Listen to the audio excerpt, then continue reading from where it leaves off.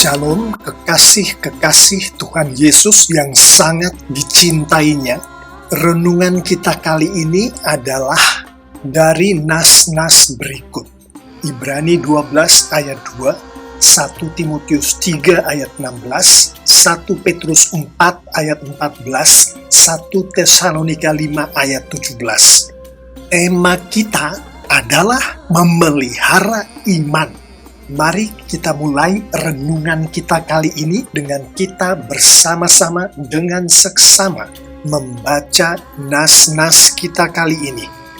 Terpampang di hadapan kita adalah nas-nas termaksud yang saya ambil dari Alkitab Bahasa Indonesia versi terjemahan baru. Kita akan merenungkan bersama nas-nas kita kali ini dengan mempergunakan ayat-ayat pembimbing berikut. Ayat pembimbing yang pertama adalah Ibrani 12 ayat 1. Karena kita mempunyai banyak saksi bagaikan awan yang mengelilingi kita, marilah kita menanggalkan semua beban dan dosa yang begitu merintangi kita dan berlomba dengan tekun dalam perlombaan yang diwajibkan bagi kita secara tersurat dan tersirat, dan berdasarkan penafsiran-penafsiran yang ada.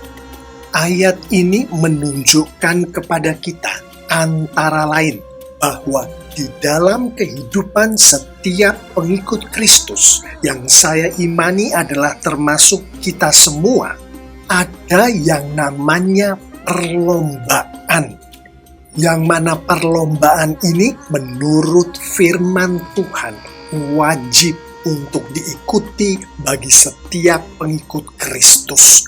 Wajib untuk diikuti oleh kita semua. Perlombaan apakah ini? Mari kita lanjutkan renungan kita ini. Ayat pembimbing kita yang kedua adalah 2 Timotius 4 ayat 7. Aku telah mengakhiri pertandingan yang baik. Aku telah mencapai garis akhir dan aku telah memelihara iman secara tersurat dan tersirat. Dan dari penafsiran-penafsiran yang ada, ayat ini menunjukkan kepada kita antara lain bahwa di dalam kita berlomba dalam perlombaan yang diwajibkan bagi kita itu, firman Tuhan menghendaki kita untuk mengakhiri perlombaan itu, pertandingan itu. Dengan kata lain, firman Tuhan menghendaki kita untuk menyelesaikan perlombaan itu, menyelesaikan pertandingan itu. Bukan hanya sekedar menyelesaikan, namun menyelesaikan dengan baik. Artinya setiap kita, di dalam kita berlomba dalam perlombaan ini, mencapai garis akhir. Ayat ini antara lain juga menunjukkan kepada kita bahwa setiap kita, pengikut Kristus, dikehendaki oleh firman Tuhan untuk memelihara iman kita kepada Kristus sampai akhir hayat kita, sampai kita bertemu dengan Tuhan Yesus. Ayat pembimbing kita berikutnya adalah 2 Timotius 4 ayat 8. Sekarang telah tersedia bagiku mahkota kebenaran yang akan dikaruniakan kepadaku oleh Tuhan, Hakim yang adil pada harinya. Tetapi bukan hanya kepadaku, melainkan juga kepada semua orang yang merindukan kedatangannya. Secara tersurat dan tersirat dan berdasarkan penafsiran-penafsiran yang ada, ayat ini antara lain menunjukkan kepada kita bahwa bagi kita yang mengakhiri perlombaan dengan baik, yaitu yang mencapai garis akhir, yang memelihara iman kepada Kristus sampai akhir, Tuhan sendiri akan memberikan kepada kita mahkota kebenaran. yang berdasarkan Ibrani 11 khususnya ayat 39 dan ayat 40. Mahkota kebenaran ini ditafsirkan pula sebagai janji-janji Tuhan, kesempurnaan janji-janji Tuhan di dalam kehidupan kita, di dalam kehidupan setiap pengikut Kristus, di dalam kehidupan orang-orangnya Tuhan. Mengetahui dengan jelas ayat-ayat pembimbing kita ini, mari kita renungkan lebih jauh tema kita yang adalah memelihara iman. Bagaimana memelihara iman ini? Berdasarkan nas-nas kita. Dari Ibrani 12 ayat 2, marilah kita melakukannya dengan mata yang tertuju kepada Yesus, yang memimpin kita dalam iman dan yang membawa iman kita itu kepada kesempurnaan, yang dengan mengabaikan kehinaan tekun memikul salib, ganti sukacita yang disediakan bagi Dia yang sekarang duduk di sebelah kanan tahta Allah. Secara tersurat dan tersirat dan berdasarkan penafsiran yang ada, kita mengetahui antara lain bahwa untuk kita memelihara iman, maka kita yang nanti kita akan ketahui bahwa ini adalah atas karya dari Roh Kudus Tuhan, kita hanya dapat melakukannya, hanya dapat memelihara iman dengan mata kita tertuju hanya kepada Yesus yang adalah pemimpin kita dalam iman, yang adalah penyempurna iman kita. Di dalam mata kita tertuju kepada Yesus ini, atas urapan dari Roh Kudus, firman Tuhan menghendaki kita untuk dengan tekun memikul salib, sebagaimana Yesus dengan tekun memikul salib dengan mengabaikan kehinaan yang harus dialaminya pada saat Dia memikul salib, dengan menyangkal sukacita yang seharusnya adalah milik Dia, milik Yesus. Itulah bagaimana kita atas urapan dari Roh Kudus memelihara iman kita kepada Yesus, yaitu dengan mata yang hanya tertuju kepada Yesus, yaitu dengan memikul salib dengan tekun, sebagaimana Yesus memikul salib dengan tekun. Dengan mempergunakan nas-nas kita kali ini, mari kita renungkan lebih jauh akan bagaimana memelihara iman ini. Mempergunakan 1 Timotius 3 ayat 16, mari kita renungkan lebih jauh mengenai mata kita tertuju kepada Yesus. Dan sesungguhnya agunglah rahasia ibadah kita. Dia yang telah menyatakan dirinya dalam rupa manusia, dibenarkan dalam roh, yang menampakkan dirinya kepada malaikat-malaikat, diberitakan di antara bangsa-bangsa yang tidak mengenal Allah, yang dipercayai di dalam dunia, diangkat dalam kemuliaan. Dari 1 Timotius 3 ayat 16 ini kita mengetahui bahwa renungan kita kali ini yang adalah memelihara iman ini adalah dalam konteks pemeliharaan iman yang perwujudannya adalah memberi kesaksian akan Kristus.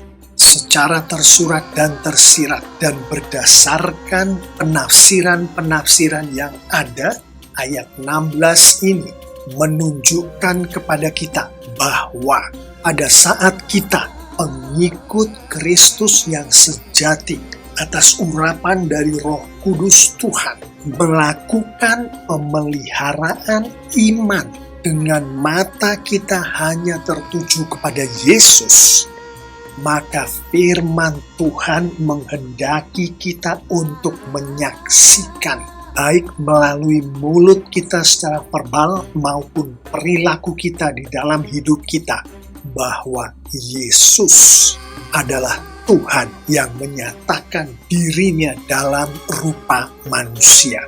Bahwa Yesus menampakkan dirinya kepada malaikat-malaikat.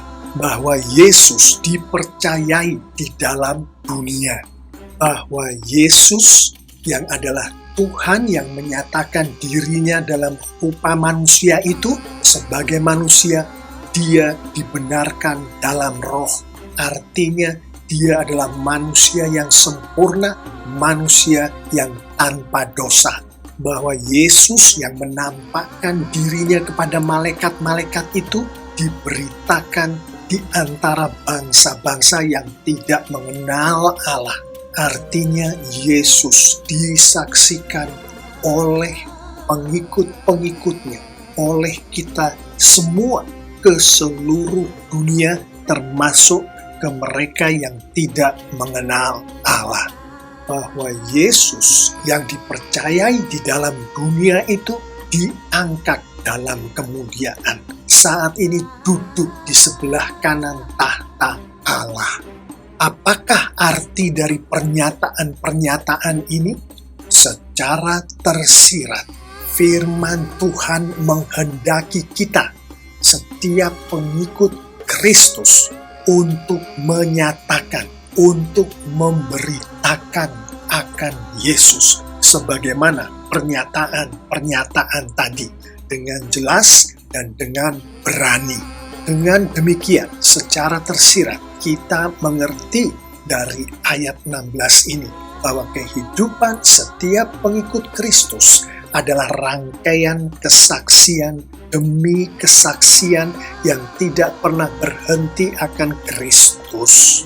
Yang salah satu penafsirannya adalah kita bersaksi akan Yesus, akan Kristus, dari kita bangun dari tidur sampai kita tidur kembali, melalui perkataan kita, melalui perbuatan kita. Dan berdasarkan ayat-ayat pembimbing kita tadi, kita mengetahui dengan jelas bahwa kesaksian demi kesaksian ini harus dihidupi oleh kita semua. Setiap pengikut Kristus, pengikut Yesus, dari awal kehidupan kita sebagai pengikut Kristus sampai akhir hidup kita, sampai kita bertemu dengan Kristus. Selanjutnya mari kita renungkan memikul salib, mempergunakan 1 Petrus 4 ayat 14. Berbahagialah kamu jika kamu dinista karena nama Kristus, sebab roh kemuliaan, yaitu roh Allah, ada padamu secara tersurat dan tersirat. Dan berdasarkan penafsiran yang ada, ayat 14 ini menunjukkan kepada kita antara lain bahwa jika kita bersaksi akan Kristus, maka kita pasti akan didista. Mengapa demikian? Karena itulah yang dialami oleh Kristus. Ayat 14 ini juga menunjukkan kepada kita bahwa apapun juga penistaan itu, seberat apapun penistaan itu, Roh Kudus Tuhan akan memampukan kita dan memberkati kita dengan kebahagiaan, dengan berkat-berkat yang datangnya hanya dari Tuhan pada saat kita mengalami penistaan itu. Demikianlah Bapak Ibu, saudara-saudari, adik-adik yang sangat dikasihi oleh Tuhan Yesus, memelihara iman berdasarkan nas-nas kita kali ini. Khusus untuk renungan ini adalah memelihara iman dengan bersaksi atas Yesus Kristus, yang mana melihat ke dalam diri kita sendiri dan melihat kehidupan orang-orang di sekitar kita, bahkan jika orang-orang itu adalah sama dengan kita, yaitu pengikut-pengikut Yesus. Sekalipun kita masing-masing tentunya mengakui bahwa yang namanya memelihara iman dengan bersaksi akan Yesus Kristus dan melakukan ini dengan mata yang hanya tertuju kepada Yesus sebagaimana yang dikehendaki oleh firman Tuhan, termasuk firman Tuhan yang kita renungkan di nas kita kali ini, dan juga melakukannya dengan memikul salib dengan tekun sebagaimana Yesus memikul salib dengan tekun sebagaimana yang dikehendaki oleh firman Tuhan, termasuk yang kita renungkan kali ini adalah pekerjaan-pekerjaan yang mustahil dilakukan oleh manusia seperti kita ini. Dan sebagaimana Alkitab dengan jelas menunjukkan, termasuk di dalam 1 Petrus 4 ayat 14 yang baru saja kita renungkan, melakukan hal ini adalah karya dari Roh Kudus Tuhan, yaitu Roh Kudus Tuhan yang ada di dalam kita, pengikut-pengikut Yesus. Alkitab juga menunjukkan dengan jelas bahwa Roh Kudus Tuhan inilah yang berada di dalam kita, inilah yang kemudian mempergunakan kita sebagai alat dari Roh Kudus itu untuk Roh Kudus melakukan, memelihara iman dengan melakukan kesaksian akan Kristus sebagaimana yang dikehendaki oleh firman Tuhan. Mari kita tutup renungan kita kali ini dengan sedikit lebih dalam merenungkan karya Roh Kudus yang ada di dalam kita. Di dalam Roh Kudus memelihara iman, yang dalam konteks renungan kita kali ini adalah dengan Roh Kudus bersaksi akan Yesus melalui kita. Sedikit lebih dalam akan 1 Petrus 4 ayat 14 ini, berdasarkan konteks Alkitab secara keseluruhan, kita mengetahui bahwa Roh Kudus Tuhan yang memampukan kita dan memberkati kita dengan berkat-berkat yang datangnya dari Tuhan yang kita renungkan tadi, Roh Kudus itu berkarya di dalam kehidupan kita di atas doa dan di atas firman Tuhan. Salah satu nas kita kali ini 1 Tesalonika 5 ayat 17. Tetaplah berdoa, menekankan akan hal ini. Secara tersurat dan tersirat, firman Tuhan di ayat 17 ini menunjukkan kepada kita bahwa kehidupan dari pengikut Kristus yang sejati, yang memelihara iman dengan kesaksian mereka akan Kristus adalah kehidupan yang berisi rangkaian doa. Doa pada saat seseorang pengikut Kristus beristirahat, pada saat seseorang pengikut Kristus bekerja, pada saat seseorang pengikut Kristus bangun dari tidur, terus sampai tidur kembali. Sementara firman Tuhan di Ulangan 6 ayat 6 dan 7 dengan jelas secara tersurat dan tersirat menunjukkan kepada kita bahwa kehidupan dari pengikut Kristus yang memelihara iman dengan kesaksian mereka akan Kristus adalah kehidupan yang berisi rangkaian dari setiap pengikut Kristus itu menghidupi firman Tuhan hari lepas hari dengan konsisten, menghidupi firman Tuhan saat seseorang pengikut Kristus itu beristirahat,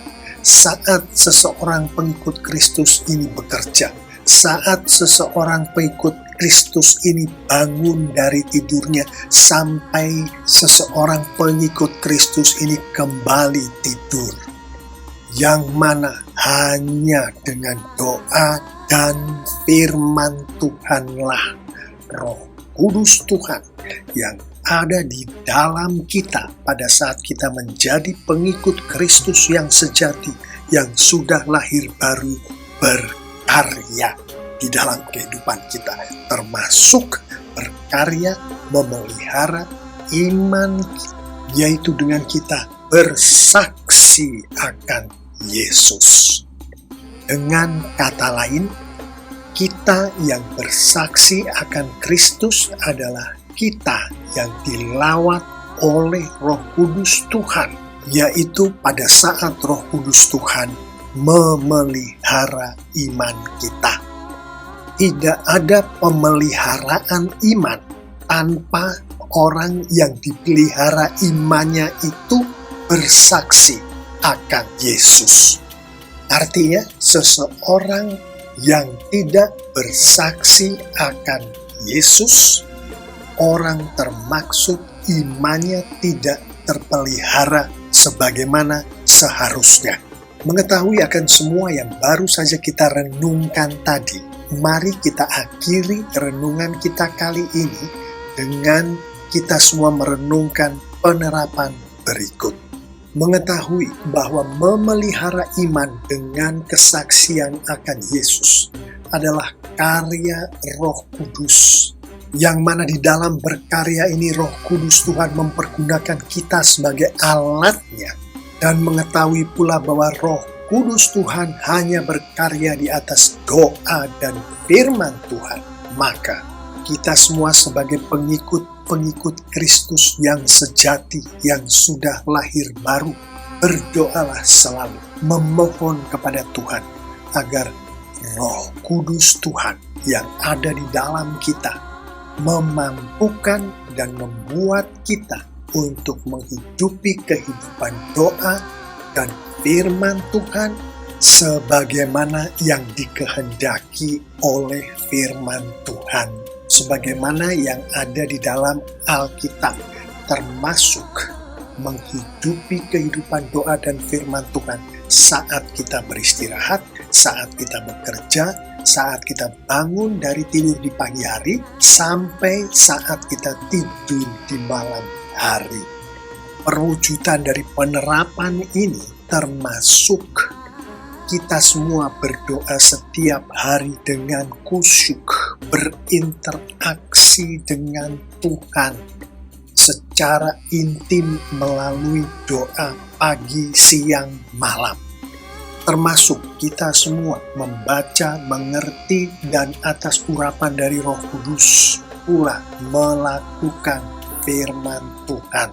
Kita menjauhi larangan-larangan Tuhan, kita mematuhi perintah-perintah Tuhan dengan setia dan dengan konsisten. Bapak, Ibu, Saudara-saudari, adik-adik yang sangat dikasihi oleh Tuhan Yesus, saya mengimani jika kita semua pengikut-pengikut Kristus yang sejati menghidupi firman Tuhan, termasuk nas-nas yang baru saja kita renungkan ini, maka Tuhan kita, Tuhan Yesus kita, semakin dimuliakan dengan luar biasa. Amin.